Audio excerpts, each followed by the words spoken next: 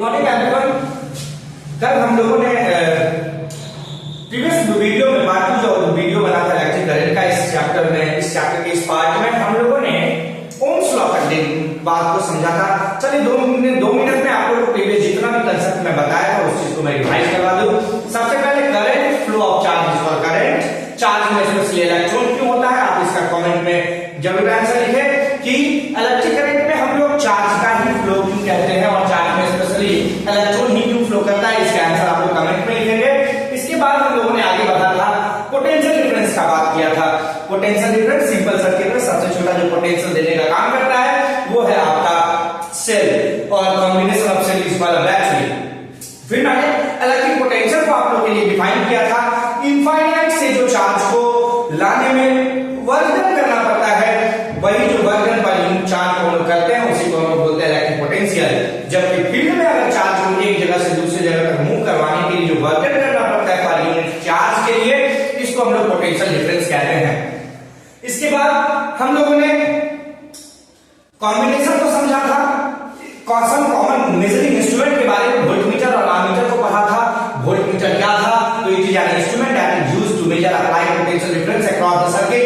जबकि एमीटर क्या था, तो ammeter is an instrument that is used to measure current flowing across the circuit. Circuit में कितने करंट फ्लो हो रहे हैं उसके मेजर करने का काम एमीटर करता है। मैंने आप लोगों को क्वेश्चन दिया था, why voltmeter is always connected in a parallel to a circuit but ammeter is always connected in a series to a circuit. मैंने आप लोगों को क्वेश्चन दिया था, तो आंसर आपको समझ लें। वोल्टमीटर हम लोग जानते हैं, as we know that in parallel combination potential difference remains same and to measure that potential difference we always connect voltmeter in a parallel. Once again I repeat, as we know that in a parallel combination applied potential difference remains same for each of the resistor, therefore to measure that same potential across the field we use voltmeter in a parallel to a circuit. जबकि मैंने ये question दिया था आप लोग को, ammeter को हम लोग सीरीज में क्यों लगाते हैं, क्योंकि we know that in a series combination current remains same but having different potential difference, and to measure that same current we connect ammeter in a series to a circuit। इस चीज का भी आप लोगों को मैंने आंसर अभी बता दिया। प्रीवियस पार्ट में हम लोगों ने ओम्स लॉ को पढ़ा था, थोड़ा सा उसको भी रिकैप कर ले। ओम्स लॉ क्या था, तो अप्लाइड पोटेंशियल की वजह से करंट फ्लो करता है, तो I directly proportional to V था, मतलब current directly proportional to potential difference. मैंने आप लोगों को डायरेक्टली प्रोपोर्शनल और इनवर्सली प्रोपोर्शनल को डिटेल में समझाया था पिछले पार्ट वाले वीडियो में। जो बच्चे नए हैं वो अपने प्रीवियस पार्ट वाले वीडियो में जाके इस चीज को डिटेल में समझ सकते हैं। ये प्रोपोर्शनैलिटी का साइन होता है। अब I इक्वल्स, जब भी हम लोग प्रोपोर्शनैलिटी के साइन को इक्वल टू में कन्वर्ट करते हैं तो कांस्टेंट डालना पड़ता है, क्योंकि हम लोग जो रेशियो प्रोपोर्शन क्लास 8 मैथमेटिक्स में पढ़े थे वहां पे हम लोग देखे थे कि एक कांस्टेंट वैल्यू फिक्स होता है 1/r के टर्म में। तो I इक्वल्स 1/r भी, I इक्वल्स 1/r भी होगा यहाँ पे। इस दौरान हम लोग क्या करेंगे, तो इस दौरान हम लोग I और V के रिलेशन को देख के ग्राफिकल अप्रोच हम लोग निकाल सकते हैं। ग्राफिकल अप्रोच के जरिए हम लोग क्या कर सकते हैं, तो ग्राफिकल अप्रोच के जरिए हम लोग इसके डाटा को समझ सकते हैं, है ना। जैसे कि डाटा में दिया हुआ है, डाटा में है 1 वोल्ट 2 एम्पियर। अगर अप्लाइड पोटेंशियल 1 वोल्ट का है, करंट 2 एम्पियर ड्रॉ होगा। अगर अप्लाइड पोटेंशियल 2 वोल्ट का है, करंट अगर 4 एम्पियर ड्रॉ हो रहा है। अप्लाइड पोटेंशियल अगर 3 वोल्ट का है, करंट अगर 6 एम्पियर ड्रॉ हो रहा है। अप्लाइड पोटेंशियल अगर 4 वोल्ट का है, करंट 8 एम्पियर ड्रॉ हो रहा है। तो according to Ohm's law V/I/V का जो रेशियो होगा वो कांस्टेंट होगा। I/V का रेशियो कांस्टेंट होता है। यही है verification of Ohm's law by the data method. आप लोग याद रखोगे I/V का जो रेशियो होगा वह बिल्कुल कांस्टेंट होगा। दूसरा वेरिफिकेशन अगर ग्राफ से देखें, तो ग्राफ से देखें कि नहीं देखें, हम लोग फिजिक्स में ग्राफ में स्पेशली एक्स एक्सिस पे हम लोग इंडिपेंडेंट क्वांटिटी को डालते हैं। एक्स एक्सिस पे इंडिपेंडेंट क्वांटिटी होता है, जबकि वाई एक्सिस पे डिपेंडेंट क्वांटिटी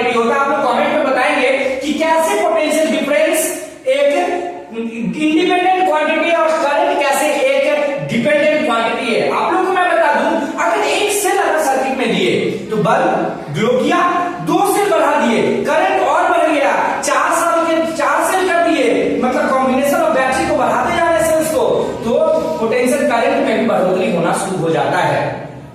मतलब अगर इसके इस डाटा से ग्राफ बनाया जाए तो हम यहाँ पे कुछ डिवीजन बनाते हैं, स्मॉल डिवीजन, ये 1 वोल्ट है, ये 2 वोल्ट है, ये 3 वोल्ट है, ये 4 वोल्ट है, और यहीं पे इस बेसिस पे अगर हम लोग करंट को भी देखें तो ये आपका 2 एम्पियर है, ये 4 एम्पियर है, ये 6 एम्पियर, ये 8 एम्पियर। तो अगर ग्राफ को एनालाइज किया जाए तो यहाँ पे ग्राफ में देखते हैं, जब 2 एम्पियर 1 वोल्ट करंट था तो 2 एम्पियर करंट आया, 2 वोल्ट आया तो 4 एम्पियर करंट आया, जब 3 वोल्ट दिए तो 6 एम्पियर करंट आया, जब हम लोग 4 वोल्ट दिए तो 8 एम्पियर करंट ड्रॉ हुआ। अगर इसके ग्राफ को हम लोग अगर एनालाइज करें तो straight line passing through origin होगा, तो हम लोग स्टेटमेंट लिख सकते हैं, the characteristics of a graph according to Ohm's law, according to Ohm's law, the characteristics of a graph is a straight line passing through origin होगा, passing through origin होगा। हाँ, according to Ohm's law, the characteristics of a graph is a straight line passing through origin होगा। आप लोग previous part वाले video में जब देखे होंगे तो मैंने ये जो यहाँ पे लिखा है टेम्परेचर रिमेन कांस्टेंट, टेम्परेचर को क्यों कांस्टेंट करेंगे? अब जो हम जो टॉपिक स्टार्ट कर रहे हैं, यहाँ पे जो R है, R क्या है आपका? रेसिस्टेंस है, और मैंने प्रीवियस पार्ट वाले में आप लोगों को रेसिस्टेंस को समझाया था, the obstacle effort by the conductor during the flow of electron during the flow of charge, that is called a resistance. जब किसी भी सर्किट से करंट पास करता है तो कंडक्टर जो रेसिस्टर के रूप में है वो करंट को रोकने का काम करता है, और वही जो करंट का रोकना होता है दैट इज कॉल्ड रेसिस्टेंस। अब देखेंगे कि रेसिस्टेंस में क्या बदलाव होगा, रेसिस्टेंस क्या है, रेसिस्टेंस कितने फैक्टर पे डिपेंड करता है, और रेसिस्टेंस पे भी कुछ रिलेशंस है, इस चीज को भी हम लोग देखेंगे। तो नेक्स्ट टॉपिक जो स्टार्ट होगा वो होगा रेसिस्टेंस का unit and the factor upon which resistance of the conductor depends on. Previous part में मैंने रेसिस्टेंस को डिफाइन करा था, फिर से आप लोग डिवाइड करते हैं, the hindrance, the obstacle effort by the conductor during the flow of electron during the flow of current, that is called the resistance of the conductor. आज हम लोग factor upon which resistance of the conductor को समझेंगे। पिछले part में मैंने आप लोगों को रेसिस्टेंस का यूनिट क्या होता है इसके बारे में भी बताया था, थोड़ा सा अभी भी आप लोग देख लें। अगर V इक्वल्स IR होगा तो R equals V by I होगा, मतलब unit of R equals unit of V divided by unit of I होगा, मतलब वोल्ट पर एम्पियर को ही हम लोग ओम कहते हैं। ओम नाम के साइंटिस्ट ने इस पे डिटेल इंफॉर्मेशन दिया था, तो ओम उन्हीं के नाम का यूज करके हम लोग यूनिट बना देते हैं। और प्रीवियस वीडियो में मैंने आपको 1 ओम को भी डिफाइन करने बोला था, थोड़ा सा कॉन्सेंट्रेट करें। यहाँ पे 1 आर कब होगा 1 ओम? जब वोल्ट 1 वोल्ट हो जाए और करंट 1 एम्पियर हो जाए, तभी रेसिस्टेंस 1 ओम होगा। इसलिए मैंने डिफाइन कराया था, if applied potential difference across the circuit is 1 volt and current draw is 1 ampere, then the resistance of conductor is 1 ohm। आज का जो टॉपिक है वो टॉपिक क्या चीज से है? तो वो टॉपिक है आपका किस फैक्टर पे resistance of the conductor depends करता है। Factor upon which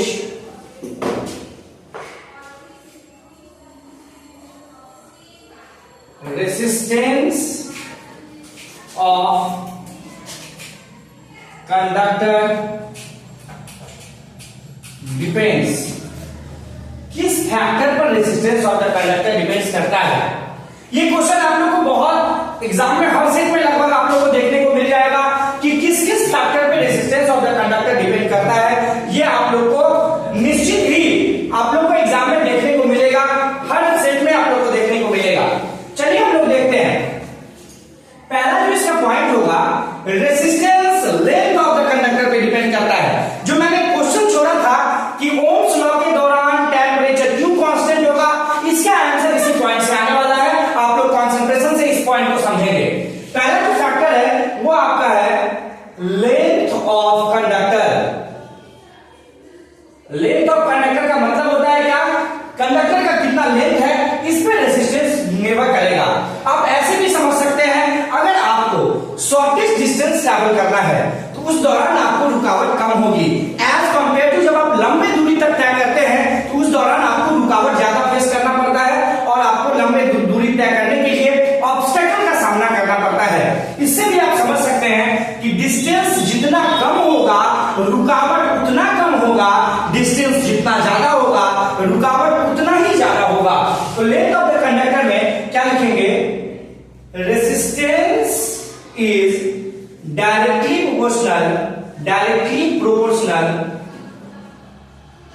proportional to length of the conductor।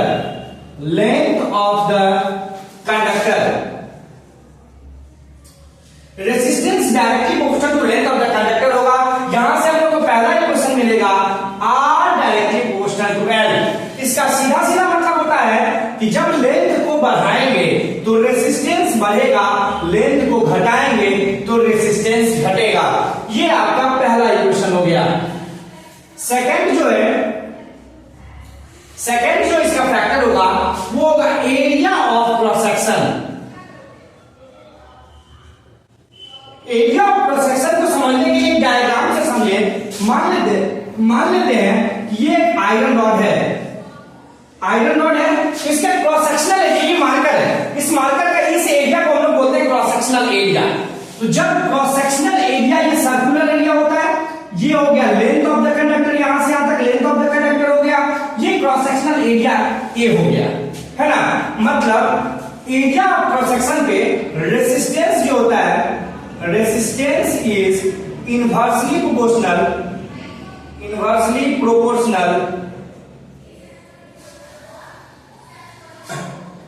proportional to area of cross section। Cross section मतलब R जो है ना इनवर्सली प्रोपोर्शनल टू 1/a है। ये इसका सेकेंड इक्वेशन। थर्ड पॉइंट पे नेचर ऑफ द कंडक्टर, यही nature of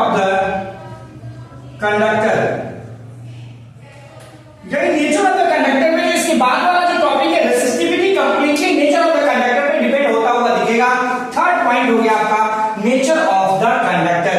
nature of the conductor कैसा है, इस चीज पे हम लोग ध्यान दे सकते हैं कि नेचर ऑफ द कंडक्टर कैसा है।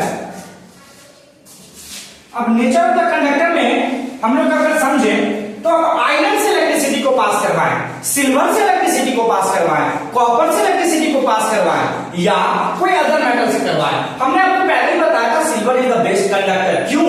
क्योंकि वो रेसिस्टेंस कम पैदा करता है। रेसिस्टेंस कम पैदा करेगा मतलब उतना बेस्ट कंडक्टर होगा।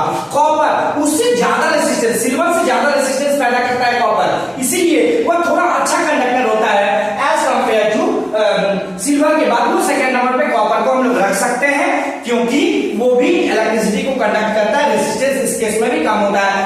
आयरन, कॉपर और सिल्वर में सबसे ज्यादा रेसिस्टेंस जो होगा वो आयरन का होगा। तो कहने का मतलब नेचर ऑफ द कंडक्टर के बेसिस पे भी resistance of the conductor depends करता है। अगर हम लोग एक्सप्रेशन की बात करें तो फ्रॉम इक्वेशन 1 एंड 2 क्या होगा, R directly proportional to L, R inversely proportional to 1/a, तो R directly proportional to L/a, R equals rho L/a। ये आपको फॉर्मूला आता हुआ दिखा, R equals rho L/a, where R बराबर रेसिस्टेंस होगा, L जो होगा वो लेंथ ऑफ कंडक्टर होगा और A जो होगा वह एरिया ऑफ क्रॉस सेक्शन होगा। A जो क्या होगा, एरिया ऑफ क्रॉस सेक्शन होगा। तो आप लोग क्या फॉर्मूला समझे, resistance equals resistivity into L by A। अब एक नया टर्म आया, ये रो क्या है, रो जो है ना इसको हम लोग इंग्लिश में रो पढ़ते हैं और इसका मतलब होता है रेसिस्टिविटी, रेसिस्टिविटी। अब एक नया वर्ड आया रेसिस्टिविटी, रेसिस्टिविटी किसे कहते हैं, अब हम लोग वीडियो में आगे देखेंगे रेसिस्टिविटी के बारे में। चलो मैंने जो पहले क्वेश्चन आप लोगों को बताया था कि कैसे ओम्स लॉ के दौरान टेम्परेचर को क्यों कांस्टेंट रखना चाहिए।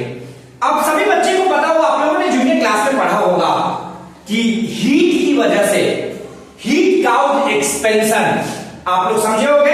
अगर ये कंडक्टर है, इसको अगर हीट करें तो इसके लेंथ में बदलाव आ जाएगा, मतलब हीट की वजह से पार्टिकल एनर्जी गेन करने के साथ साथ वो एक्सपैंड करना शुरू कर देते हैं। तो जब टेम्परेचर को कांस्टेंट नहीं रखेंगे ओम्स लॉ के दौरान, तब क्या होगा, क्योंकि जानते हैं कि हीट काउज एक्सपेंशन, तो कंडक्टर एक्सपैंड कर जाएंगे। और अभी हम लोगों ने देखा कि लेंथ ऑफ द कंडक्टर पे डायरेक्टली प्रोपोर्शनल होता है रेजिस्टेंस। तब जो ओम्स लॉ के दौरान जो रेजिस्टेंस कांस्टेंट आया था, वह रेजिस्टेंस कांस्टेंट नहीं आएगा। क्या सीखे, लेंथ में परिवर्तन करने से वो परिवर्तन क्यों होगा, हीट काउज एक्सपेंशन की वजह से। हीट को बढ़ाएंगे, वो एक्सपैंड करेगा, लेंथ में परिवर्तन होगा, लेंथ से डायरेक्टली प्रोपोर्शनल रेजिस्टेंस है, लेंथ बदलेगा तो रेजिस्टेंस भी बदलेगा। तो ओम्स लॉ के दौरान जो हमारा कांस्टेंट वैल्यू रेजिस्टेंस आता था वो कांस्टेंट नहीं आएगा। इसीलिए ओम्स लॉ के दौरान टेम्परेचर कांस्टेंट होता है। फिर से मैं क्वेश्चन दे रहा हूं, आप लोगों को कमेंट में जरूर बताएंगे आप लोग कि why during Ohm's law temperature must remains constant. Ohm's law के दौरान टेम्परेचर को क्यों कांस्टेंट रखना है, इसका आंसर आप लोग कमेंट बॉक्स में जरूर बताएंगे। ज्यादा से ज्यादा वीडियो को लाइक और शेयर करेंगे, सो दैट कि अब ये एग्जामिनेशन का पीरियड है, जितने भी मैक्सिमम बच्चे आप भी सीख रहे हैं और दूसरे लोगों भी और दूसरे बच्चे का भी कल्याण हो, इस तरीके का आप स्टेप उठाएं। ज्यादा से ज्यादा वीडियो को लाइक और शेयर करते रहें, जिससे कि सारे बच्चे तक ये वीडियो पहुंचे और सबके बेहतर रिजल्ट आ पाए 2025 के एग्जामिनेशन में। आते हैं टॉपिक पे। अब जो टॉपिक स्टार्ट होगा, रेसिस्टिविटी क्या है।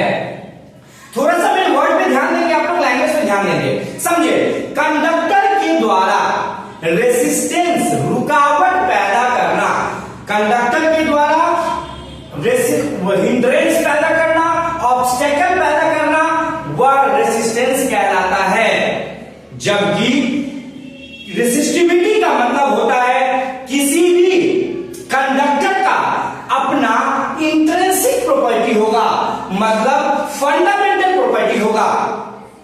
मैंने जैसे कि अभी आपको बताया कि सिल्वर सबसे कम रेसिस्ट पैदा करेगा, रेसिस्टेंस पैदा करेगा, उससे थोड़ा सा ज्यादा कॉपर और उससे थोड़ा सा ज्यादा आयरन। इसका मतलब क्या हुआ, सिल्वर के पास अपना प्रॉपर्टी है रेसिस्ट करने का। तो हम लोग एक्सप्लेन कैसे कर सकते हैं, अब दोनों तरीके से रेसिस्टेंस और रेसिस्टिविटी में अंतर को समझेंगे, फिर आगे का काम करते हैं। इस फॉर्मूला के बेसिस पे R equals rho L by A में थोड़ा सा अगर इस फॉर्मूला को रीअरेंज किया जाए तो RA equals rho L, RA equals rho L, रो इक्वल्स RA बाय L। इसी चीज को समझने के लिए अगर यूनिट ऑफ रेसिस्टिविटी पे बात की जाए, यूनिट ऑफ रेसिस्टिविटी पे अगर हम लोग बात करें,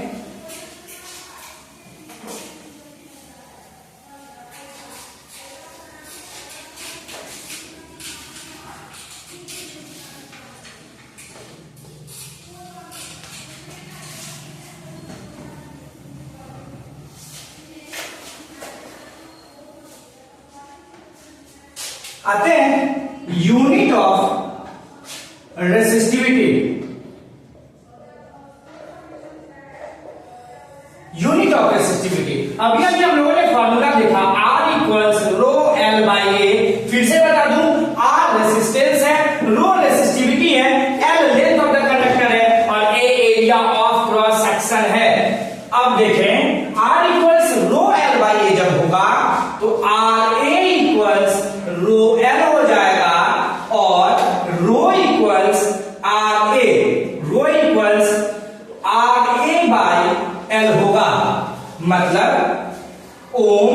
metre square by metre, metre से मीटर स्क्वायर कैंसल, बचा ohm metre. Therefore the unit of resistivity, unit of resistivity is ohm meter।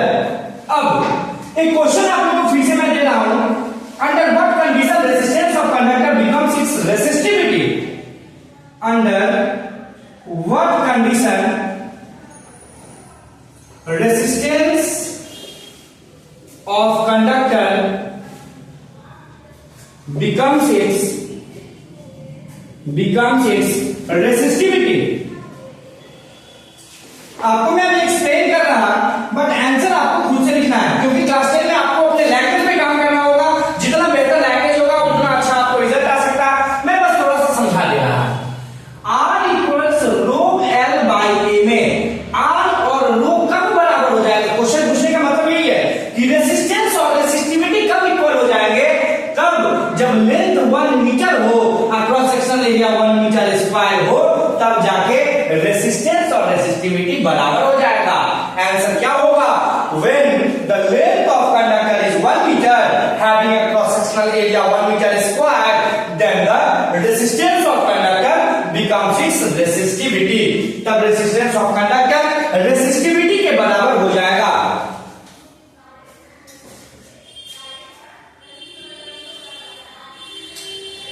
अब हम लोग difference between resistance and resistivity को समझते हैं। हम लोग distinguish between resistance and resistivity को देखते हैं। फिर हम लोग पैरेलल और सीरीज कॉम्बिनेशन में कैसे इक्विवेलेंट रेजिस्टेंस निकालते हैं, इस फार्मूला को डिराइव करेंगे। और ये मेरा दावा है कि हर एग्जाम में, सेट में, अगर प्रीवियस ईयर में 2024 के एग्जामिनेशन में अगर सीरीज कॉम्बिनेशन का आपको रेजिस्टेंस फाइंड आउट करना डेरिवेशन में आया होगा, तो इस एग्जाम में आपको पैरेलल कॉम्बिनेशन का आप लोग को एग्जाम में पूछा जा सकता है। तो हम लोग अब सीरीज और पैरेलल कॉम्बिनेशन दोनों के डेरिवेशंस को अच्छे से समझेंगे और इसके बेसिस पे खूब सारा न्यूमेरिकल आप लोग को बनाना होगा। याद रखेंगे ये सारा पार्ट कंप्लीट होने के बाद एक दिन पूरा मैराथन क्लास चलेगा। वो क्लास 1.5 घंटे का लाइव क्लास होगा, जिसमें पूरे इलेक्ट्रिक करंट को हम फिर से एक बार कलेक्ट करके आप लोग के लिए बेस्ट रिवीजन करवा देंगे। और जितना मैक्सिमम क्वेश्चन बोर्ड एग्जाम में पूछे जाते हैं, सारे क्वेश्चन पे हम लोग एक साथ बैठ के प्रैक्टिस करेंगे। वो सेशन बहुत ही इंपॉर्टेंट होने वाला है, इसकी नोटिफिकेशन आप लोग को दे दी जाएगी। और इस सेशन को आप लोग जरूर जुड़ेंगे। जितने भी 2025 के सीबीएसई बोर्ड में जो अपीयरिंग स्टूडेंट है, उन लोगों के लिए बहुत अच्छा अपॉर्चुनिटी है खुद के परफॉर्मेंस को और बेहतर बनाने का। अब जो हम लोग का टॉपिक है difference between resistance and resistivity.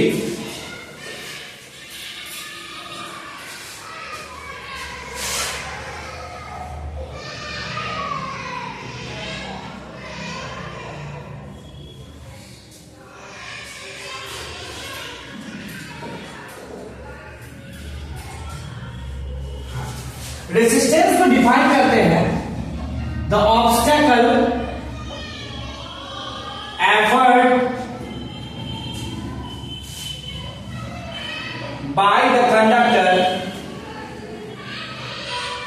During the flow of current called resistivity, resistance, the property by which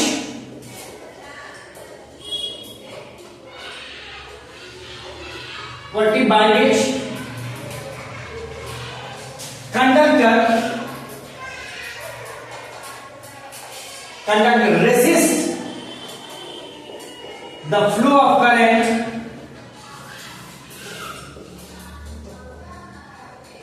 called resistivity.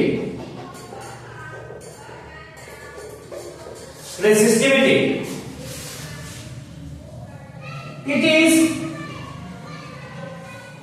variable as it depends on length and area of cross section. It is constant for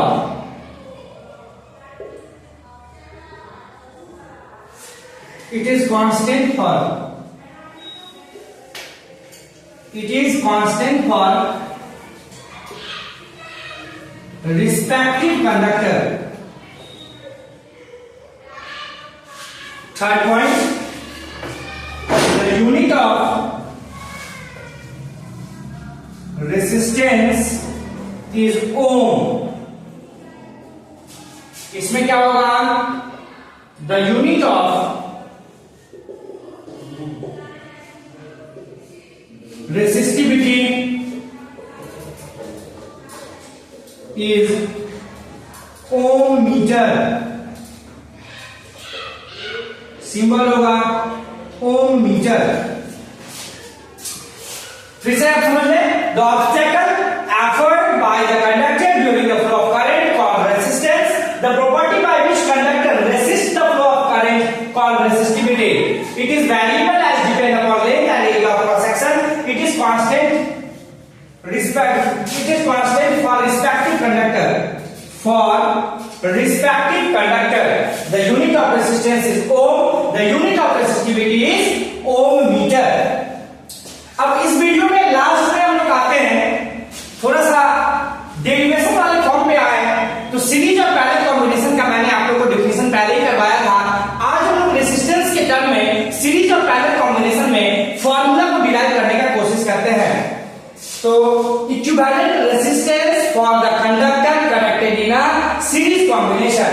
topic होगा equivalent resistance of conductor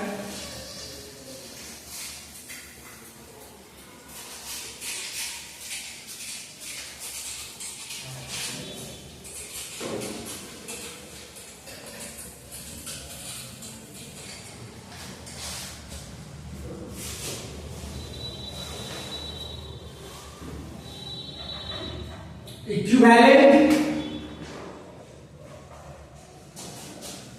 resistance of conductor connecting in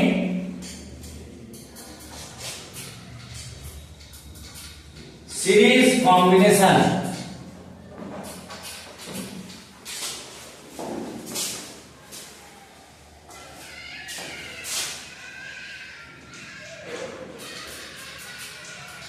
Series combination, equivalent resistance of conductor connecting in series combination. Let's consider R1, R2 and R3 are connected in a series.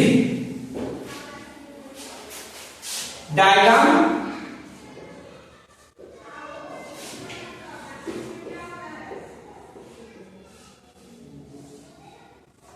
Applied potential is V and current I flowing through the conductor. And in a series combination, we already know that current remains same for the each resistor R1, R2, and R3. According to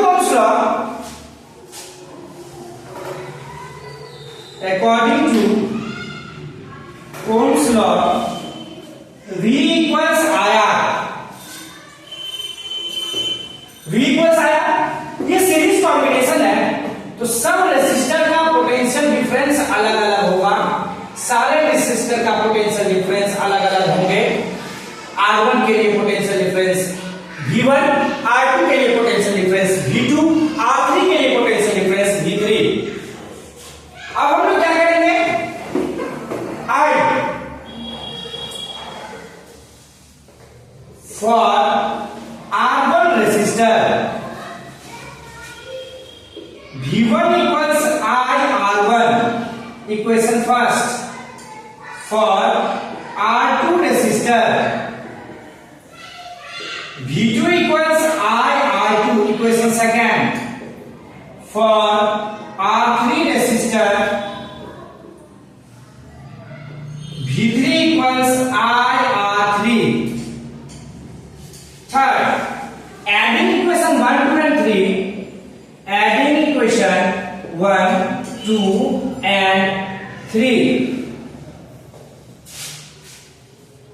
V1 plus V2 plus V3 बराबर I R1 plus I R2 plus I R3। इसके बाद हम यहाँ पे इसको solve कर रहे हैं, तो V1 plus V2 plus V3 that is equals V applied potential, जो आप लोगों ने सेल के माध्यम से दिया है सर्किट में। तो V इक्वल्स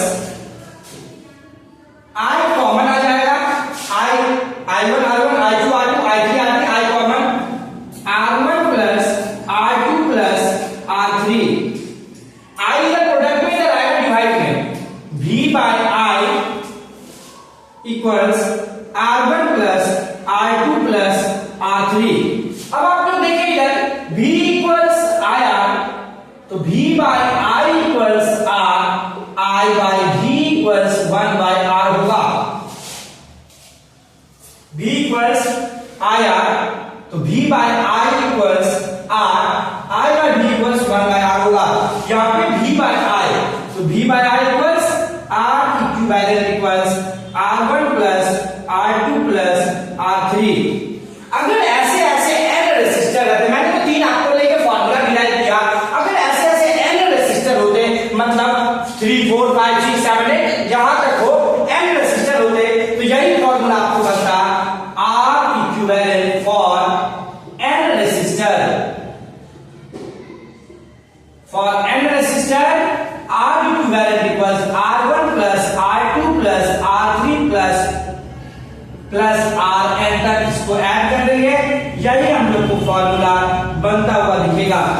सीरीज कॉम्बिनेशन में क्या देखे, R equivalent equals R1 plus R2 plus R3 dot dot Rn तक। यही होता है इक्विवेलेंट रेजिस्टेंस और the resistor connected in a series. Series combination में जब रेसिस्टर कनेक्ट रहेंगे, आपके एग्जाम में R इक्विवेलेंट निकालना पड़ेगा, तो यही इसका डेरिवेशन है, R equivalent equals R1 plus R2 plus R3 up to Rn तक इसको ऐड करना पड़ेगा। ये हुआ equivalent resistance of a conductor connecting in a series combination.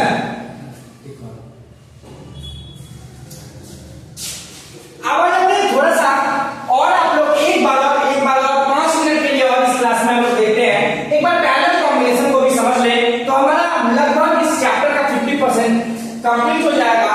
फिर हम लोग आगे बढ़ेंगे कैसे।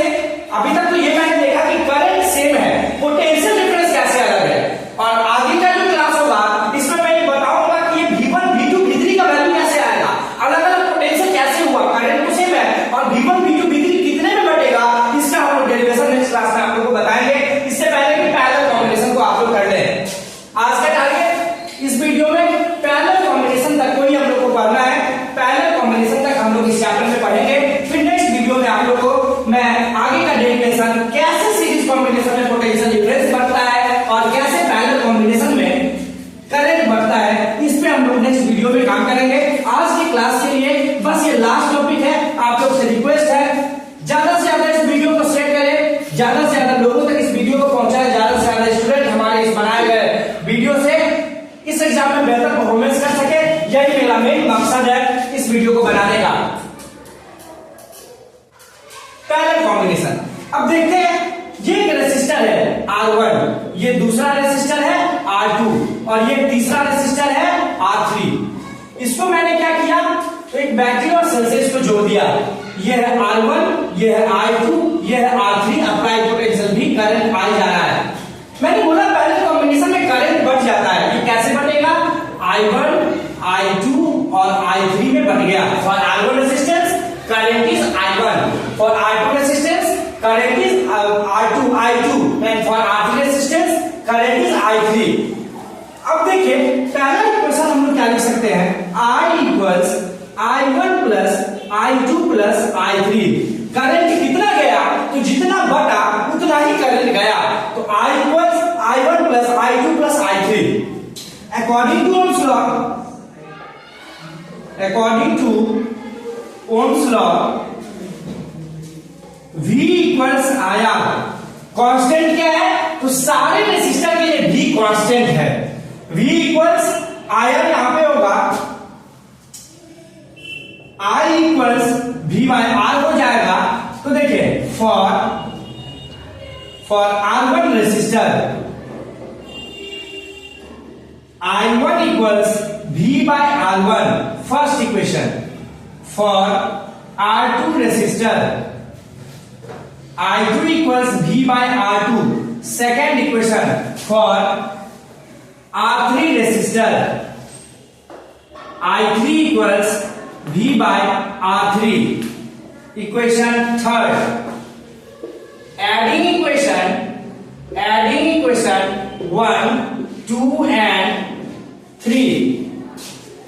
I1 plus I2 plus I3 equals V by R1 plus V by R2 plus V by R3. I1 plus I2 plus I3 क्या है? I है, तो I equals V common 1 by R1 plus 1 by R2 plus 1 by R3. I by V equals 1 by R1 plus 1 by R2 plus 1 by R3. अब V equals अगर IR है तो V by I equals R होगा, I by V equals 1 by R होगा, तो I by V equals 1 by R, तो यहाँ पे I by V की जगह पे 1 by R equivalent equals 1 by R1 plus 1 by R2 plus 1 by R3. अगर ऐसे n रेसिस्टर होंगे, अगर n रेसिस्टर होंगे तो 1 by R equivalent equals 1 by R1 plus 1 by R2 plus 1 by R3 up to 1 by Rn तक for n resistor. यहां तक आप लोग का कॉम्बिनेशन ऑफ रेसिस्टर या पैरेलल कॉम्बिनेशन ये खत्म हुआ. जब भी पैरेलल कॉम्बिनेशन में रेसिस्टेंस निकालने का बात होगी तो R इक्विवेलेंट जो होगा वो 1 by R equivalent equals 1 by R1 plus 1 by R2 plus 1 by R3 plus Rn 1 by Rn तक होगा. नेक्स्ट वीडियो में हम बताएंगे कैसे ये जो देख रहे हैं V में करंट कैसे बता, इसका डेरिवेशन हम लोग नेक्स्ट वीडियो में देखेंगे. और सीरीज कॉम्बिनेशन में पोटेंशियल कैसे बता, इसका वीडियो हम लोग नेक्स्ट वीडियो में देखेंगे.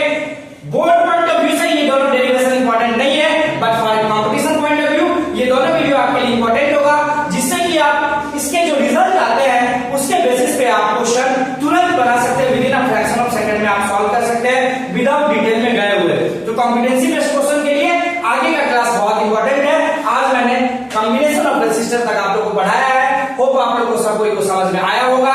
अब बेहतर ढंग से आप लोग रिवाइज करें. और फिर से मैं बता दूं तो ये जो ऑनलाइन क्लास है, ऑनलाइन जो यूट्यूब पे वीडियो डाला जा रहा है, ये कैरियर मेकर दरभंगा की ओर से डाला जा रहा है. और कैरियर मेकर दरभंगा में क्लास 5 to 10 ऑल सब्जेक्ट की पढ़ाई अलग अलग टीचरों के द्वारा की जाती है. विशेष तौर पे जो ऐसे बच्चे हैं जो बहुत कमजोर हैं उस पे यहाँ की टीम बहुत अच्छे से निगरानी करती है. तो आप लोग से रिक्वेस्ट है, जितने भी आदमी इस वीडियो को देख रहे हैं, जितने भी स्टूडेंट इस वीडियो को देख रहे हैं, ज्यादा से ज्यादा शेयर करेंगे. जो ऑनलाइन वाले बच्चे, जो दूर के बच्चे हैं, वो ऑनलाइन वीडियो से भी अच्छे से पढ़ सकते हैं. और जो नजदीक के बच्चे हैं, इस इंस्टीट्यूट के जो रेडियस के चारों ओर के बच्चे होंगे, उनसे मेरा रिक्वेस्ट है एक बेहतर प्लेटफॉर्म की अगर खोज में आप हैं तो कैरियर मेकर निश्चित ज्वाइन करें for your better life and for your better future. Thank you, have a great day.